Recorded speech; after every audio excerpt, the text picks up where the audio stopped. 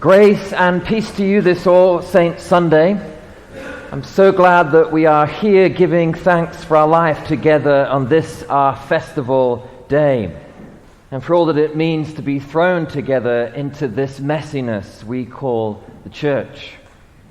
For we are a mess, aren't we, when you consider what we're about on a day like this? It would seem that we cannot make up our minds. We are jubilant and mournful. We sing songs of the saints of God. Children hang off the altar rail festooned as saints and superheroes. And we toll a bell as we remember our dead and read their names. We are here in the middle of the paradox of Christian belief. Life out of death, light in the darkness. The clarion cry of Alleluia that we make even at the grave. I, for one, love the mess. Indeed, if you ever find yourself in a church that offers you easy answers to questions we might have about the pain and longings of this life, please ask for your money back.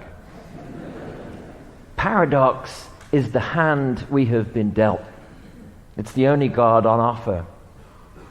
We must let go of trying to find our own way if we are ever to be found. We must know death if we are to live. No surprise then that Jesus is a lover of paradox, as we heard in Luke's version of the Beatitudes today. Blessed are you who are hungry now, for you will be filled. Blessed are you who weep now, for you will laugh. Used to read those words every Tuesday night in my last church as we gathered for informal Eucharist in the round, drawing people who lived on the street together with the housed members of the parish. One of the most disheartening realizations I came to during those years, as I got to know a good number of folks who slept in their cars or behind bushes or on park benches, was how much homelessness renders people both invisible and as someone whom others are desperate to make disappear. Talk about living with paradox.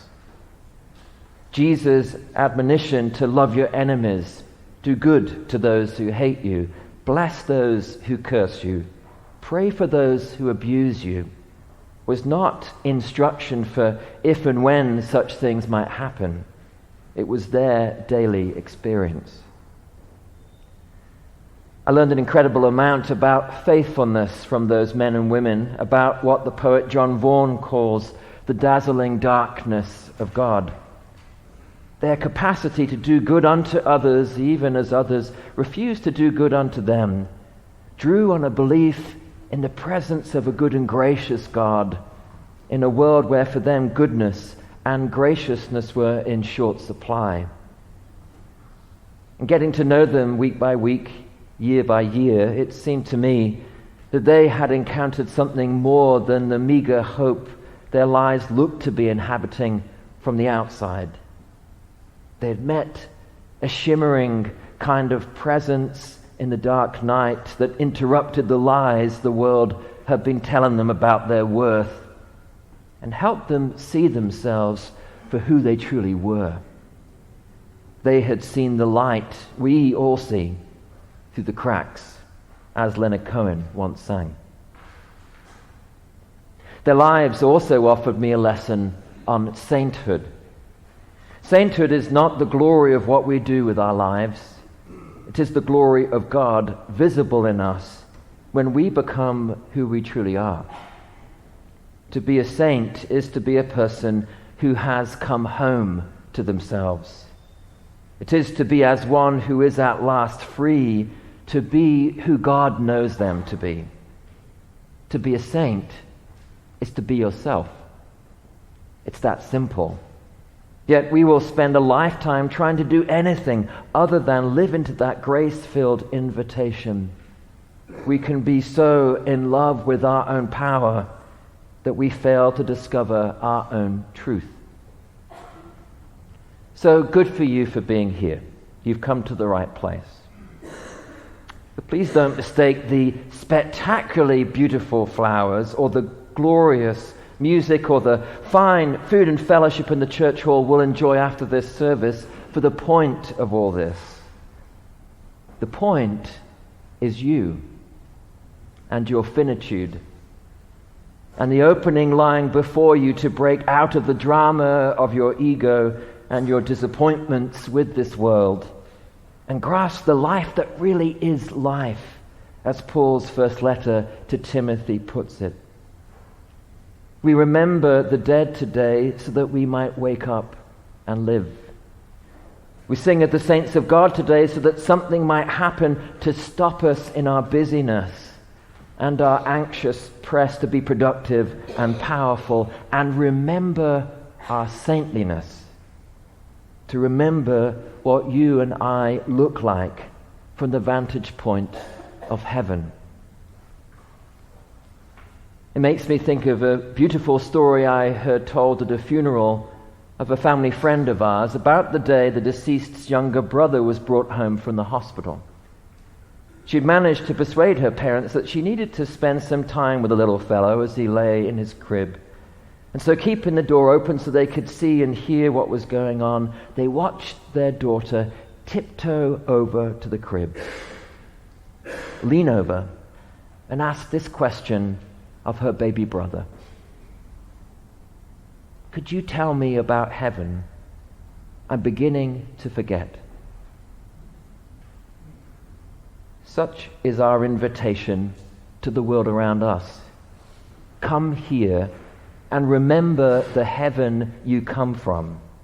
Come here and become who you really are. The invitational element of it all matters because, left to our own devices, we will carry blithely on, too preoccupied with ourselves to see the person who is so fervently moving a mile a minute through the world. People will need you to invite them into a place like this so they might have a chance to see who they really are, so they will get an opportunity to remember the God who made them. Yet they will need to hear that invitation just as we need to hear it, also because it takes other people to help us see who we are. For when our lives bump into other people's lives in ways that seek to see the saintliness of others, then a new awareness emerges. Perhaps your life might start to draw near to others because of this church this year. What might that look like?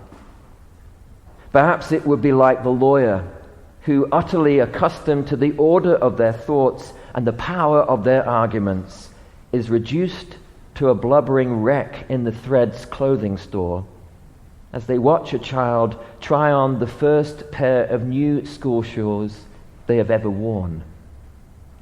Or perhaps it would look like the banker showing up at the doorstep of refugee families who speak barely any English, but know there is a person at the front door who is in this for them. Or maybe it would look like the teachers and the tax managers who, because of this church, join hands to march on these city streets, joyfully proclaiming how God takes pride in you to every beloved child of God. The truth of the matter is that we need community. We need each other to become who we are. And without a doubt, the world is filled with people waiting to have their saintliness recognized and honored, if only somebody would step out of the familiar places of their own lives and come to know them. So there's the invitation of today, saintliness. As you watch the banners carried high and the baskets of our pledges made to this church laid at the foot of the altar, perhaps you might also ask how God is calling on you to become visible to others through the life and ministries of this church. You have made your financial pledge to the saints. May that now be a sign and foretaste of the pledge of your life here. Don't wait to make this one wild and precious life count. Learn who you truly are and dive into the mess of the church in this place, so your life might also learn to sing a song of the saints of God, faithful and bold and true. Amen.